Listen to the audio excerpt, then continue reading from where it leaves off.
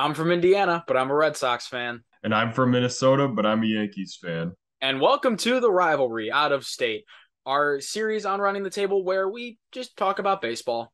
That's it, and have fun sometimes.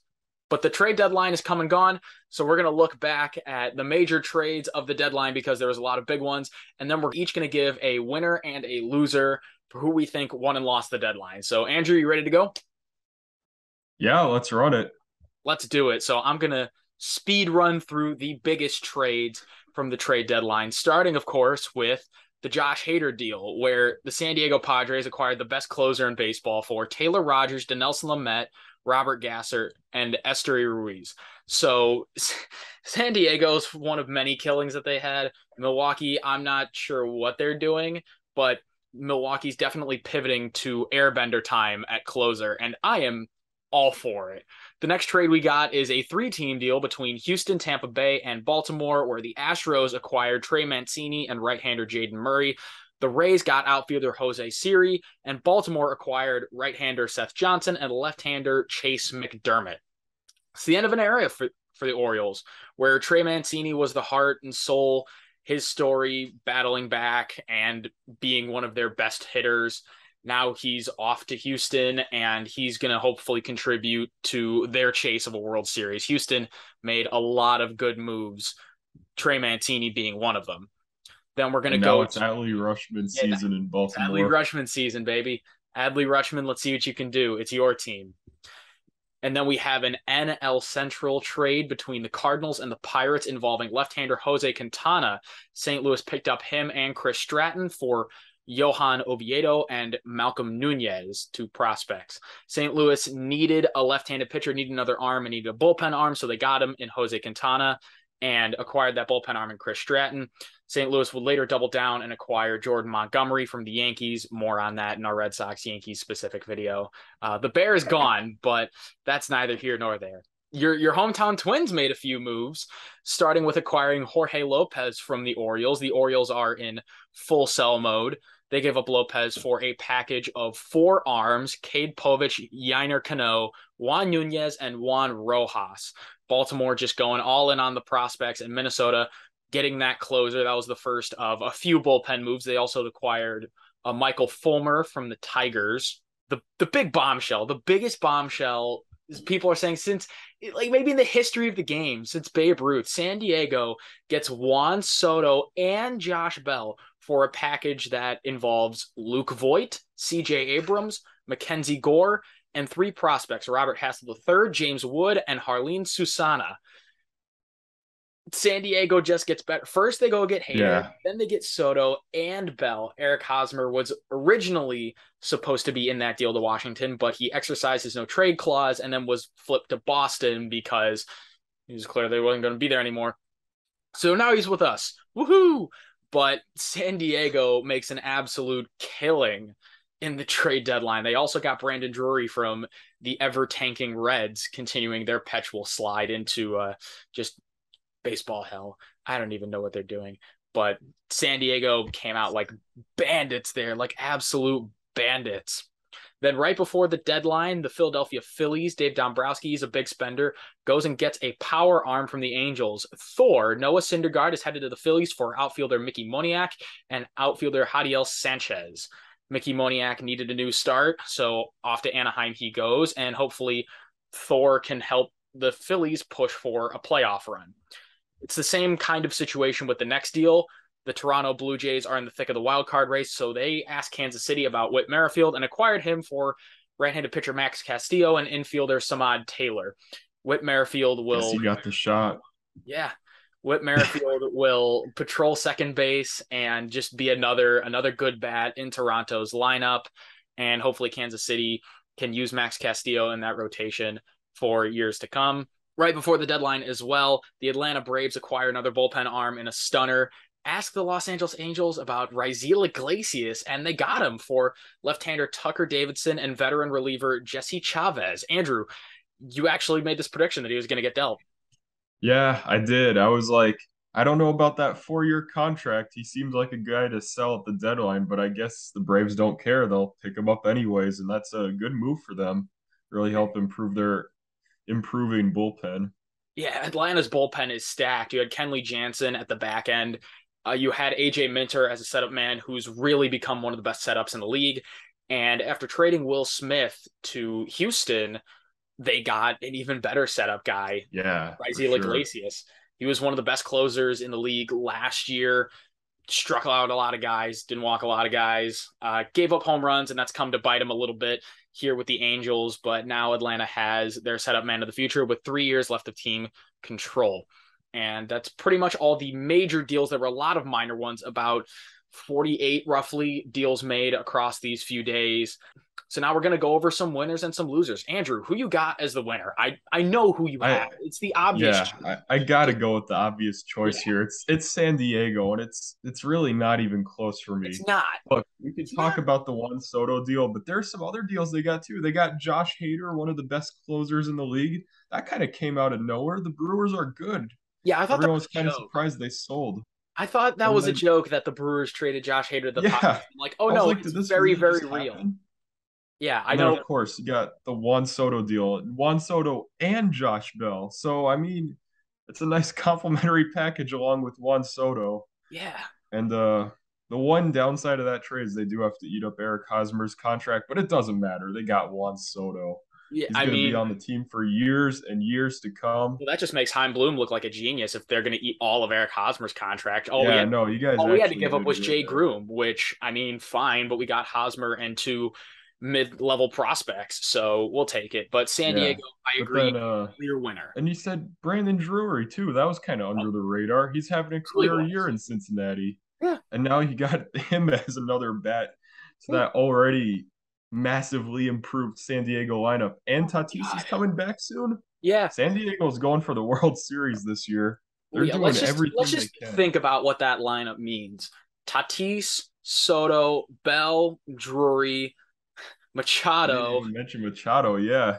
Grisham, Jerkson Profar, who's been tearing the cover off the ball. It seems like they don't have a weak spot anymore because Josh Hader's their closer, and that rotation was already nasty. You look at the elites of the Yeah. National League, you think Dodgers, Mets, Braves, right in there. Padres Yeah. are right They in just there put now. themselves right in that club. And They another absolutely thing with Hader, Taylor Rogers wasn't really working out too well as their closer. no, he had He his had a struggles. He was decent amount of blown struggling bad, saves, man. so it's really good for the Padres that they got Hader. He'll lock them down whenever they need him to. Yeah, I mean, San Diego went and got Taylor Rogers from Minnesota at the beginning of the year, and they had absolutely no problem flipping him to Milwaukee in exchange for Josh Hader. And I mean, who wouldn't? It's Josh Hader. Like, come on now. Yeah. So San Diego, World Series or bust, clear winners here. But my winner at the trade deadline is the Atlanta Braves. They were already in a really good position. They're chasing the Mets in the NL East. And like last year, they're making those under the radar moves to make a push and go for the repeat. Raisel Iglesias is the big one that we mentioned. They also got Robbie Grossman from the Tigers. Robbie Grossman was one of the Tigers' best bats last year in a lineup that really didn't do much of anything. And I mentioned that they dealt Will Smith to the Astros. In exchange, they got Jake Odorizzi, a left-handed arm who has Hmm. pitched all right. He's had his ups and downs, but if Jake Odorizzi can really lock down some innings at the back end of the Atlanta Braves rotation, that's all they really needed to do. And of course, they got Ahir Adrianza to man the infield as like a bench guy, come off the bench, pinch hit every once in a while. But Atlanta just needed to get Hey, better, and that's all they did. They got better the in key Braves are areas. doing what they did last year, getting Twins legends. They got Eddie Rosario last year. Now they have Jake Odorizzi and Robbie Grossman. They're both Twins legends. God, Twins. Hey, it worked for them last year. I mean, besides that, they did buy big Out last of year, all and the it did help phrases them that win I the think you'd World say Series. in this video, I didn't think Twins legends Jake Odorizzi and Robbie You Gross know, out of your mouth. you just say those names, and I just think of the Twins right away. Despicable. Any anyway, Yeah, the Braves essentially followed the blueprint to a World Series last year, and not to mention they extended Austin Riley for a decade. 10 yeah, years, that was quite a $212 deal. million. And Austin Riley is one of the best third basemen in the league. He's one of the best hitters in the league, period. And it was a really good deal that they got him at the hot corner for the next decade. So now that we've gone through some winners, let's go through some losers. Andrew, who lost the deadline? All right. So you think I would say a team that's competing, a team that might want to buy. I think we need to look at the teams that should have sold but didn't. And that team is the Chicago Cubs. Now, I'll say they did make some decent trades. They trade away Robertson, they trade away Efros to the Yankees. We'll talk more about that later. But they kept Ian Happ and Wilson Contreras. They could have gotten some really nice prospects for them. Yeah. Really nice. I don't know Yeah, why I they're don't still get on the it. I team. don't get the They had plan. they Like had they had that awkward hug last. Well, that now was it's it. awkward because That they're was still it. on the That was team. done. Yeah, now they get to hug more. Like here's the thing, right? I know all Cubs fans are saying, "Oh my God, thank God we kept Contreras, we kept Hap," but it is very Cubs to get your guys in free agency and either throw them way too much money or completely lowball them. And if they completely lowball Ian Happ and Wilson Contreras, they're going to go somewhere else. It's a gamble that you're trying to build around Contreras and Happ for the future. But when you could have gotten a for sure return, and then maybe they'll just pull in a Aroldis Chapman, a reverse Aroldis Chapman, because the Cubs got him at the deadline for a rental, won a ring, and then he went right back to the team that they traded him for. Why couldn't you just do that with Happ and Contreras? Like, if you're really that confident that they're going to resign, go Yeah, get value for them. Like, I don't get the play. I don't get the move. yeah. You guys got to look to the future. Seriously, I don't. I guess we'll see. I don't get the Cubs, man. But Yeah. So I wonder. I really wonder if the Yankees wanted Ian Happ first, but they just didn't want to trade him because I was thinking Ian Happ was going to be in pinstripes at one point. really, Well, yeah, because I was thinking Benintendi first, but then there was the whole anti-vax thing, so I was like, all right, move right on to Ian Happ, but guess it all worked out in the end, but not for the Cubs. yeah, like I don't. Yeah, Yeah, moral it of the just makes story, no we don't sense. neither one of us understand what the Cubs did. But as far as my loser, I'm going to look across the city of Chicago and go to the South Side. You're in a position where you're right around 500. You've massively underachieved. You have extreme managerial problems with geriatric manager Tony La Russa, and you need to make a move. You need to do something, anything to get back on track, raise club morale, and push yourself in a right direction to win a very weak AL Central division, but if not, get in the wild card, which I think winning the Central is going to be much easier than getting one of the three wild card spots, considering that there are literally the rest of the AL East plus the Mariners vying for that wild card spot. Not to mention the Guardians Yeah, are knocking on the door. And so, what do the White Sox do? Jake Diekman. Jake Diekman. That's it. That is the only move that they did. And if, trust me, watching Jake Diekman for half a season, if that's your one move, thanks, we'll take Reese McGuire, but like more. Where is the rest yeah. of the I trade? Where is the huge bombshell? Where is being aggressive? Where is putting together that team that's going to like get better? Because clearly what you've been doing hasn't worked. And if you need to do something else, go do it. And the White Sox just didn't. yeah, they could have gotten another starter. They could have gotten another hitter. There were plenty Jake Diekman. available. Yeah, There were exactly. There are plenty of plenty guys that available. weren't traded that definitely could have. The White Sox could have really benefited from them. Absolutely. Just a bad Yeah, trade deadline for Chicago baseball on both sides of the city. yeah. And North here's the side thing, and like south side. the What are you doing? yeah, like the White Sox, I bet they could win the AL Central with under 90 wins. Like I think the Twins will win They it with definitely under 90 could. wins at this point. They were the only ones that bought in the division. Cleveland Yeah, didn't really do much. White Sox didn't really do much. The Twins, they're just giving it to them basically. yeah. I mean, Control their own destiny. Cleveland and Chicago made one move apiece for a bullpen arm. Detroit and Kansas City sold. So here goes Minnesota going, hey, we're going to be aggressive. Jorge Lopez, Tyler Mahle, which we didn't even mention, Sandy Leon, and Michael Fulmer. We're getting better. What are the rest of you doing? Nothing. So, Yeah, exactly. And I mean, I got to talk like I have to talk about the Twins just because I see them a lot in yeah, the of Minnesota course. crowd. I mean, credit to them. They actually did exactly what they needed to this deadline. They got Yeah, pitchers, if there both was if there was starters, both another like relievers. winner, So, There's another They had a winner. pretty good deadline too. I'd say they were top five for deadlines. Oh, 1,000%.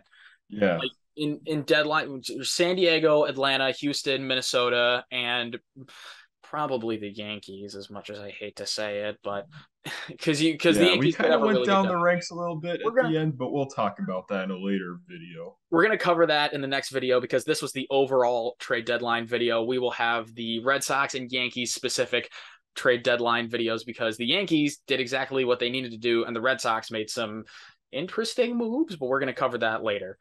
But as far as this goes, trade deadline is come and gone. Can't wait to see how these moves will affect each team come postseason time. And we got a lot of other stuff coming as far as like football content, baseball content, a lot of other sports. If you want it, basically, we got it. So until next time, like and subscribe for more content from us, and we out.